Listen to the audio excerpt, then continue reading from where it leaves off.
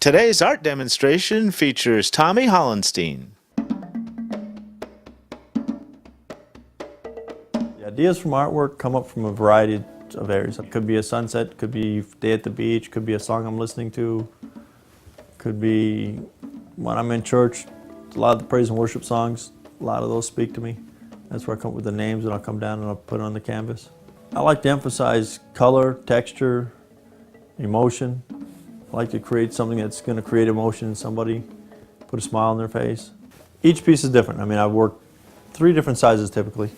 I use household paints, I use bare paints. The texture works well for me, the way it dries, the way I can get translucent over top of each other color. I can get some thick textures, which I like to get, some thinner textures. And they all vary. I mean, it could be from just one layer of paint or layer upon layer. I've had one up as far as about 42 different layers of paint. And those could take up to 3 months.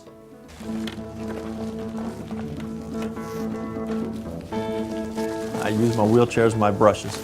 There's no brushes involved, no palettes involved. Everything comes straight from the tires of my chair while in the chair. Certain pieces you can tell that there's tire tracks, and certain pieces you have no idea that there's even a track or a tire involved. And those are the pieces that really intrigue people. When they're wondering, wow, how was this done, or how could you do that? And once they find out it was done with the chair, then it really, as I'm looking back at it, trying to really figure it out. And unless I did a demonstration, it'd be tough to figure out some of the pieces.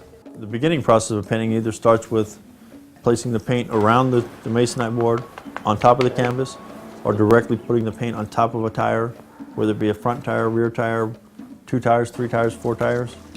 If I want to place a color right in the center of something, like this red was just only in the center, I'll have to kind of dance around with the chair, moving it, angle back, forth, and I'm watching the paint all the time, and I know when it's going to hit, and then try to roll off the surface as well.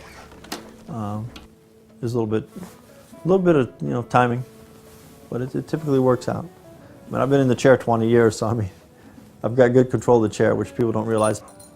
20 years ago, March 10th, 1985, I had a mountain bicycle accident, kind of a freak accident in a construction lot. It was going too fast to stop, but too slow to jump it. And it just went straight down, landed on my head and snapped my neck forward and broke my neck, which injured my spinal cord and became quadriplegic. I was active. I mean, I was football, basketball, soccer, a lot of skateboarding, and I competed on the amateur circuit for surfing. I surfed all the way up until my accident. I was an artist since a little kid. I mean, I can remember back as far as 5, 6 years old. One of the first things I drew was took a piece of black material and made a pirate's flag. I thought I was going to be a pirate. Typically 3 days a week, I'm usually going in and out of a lot of galleries trying to get some more shows going. Everybody says it creates some sort of a good feeling, and that's what I'm hoping to do. Man, that was fascinating, huh? It sure was, Sky.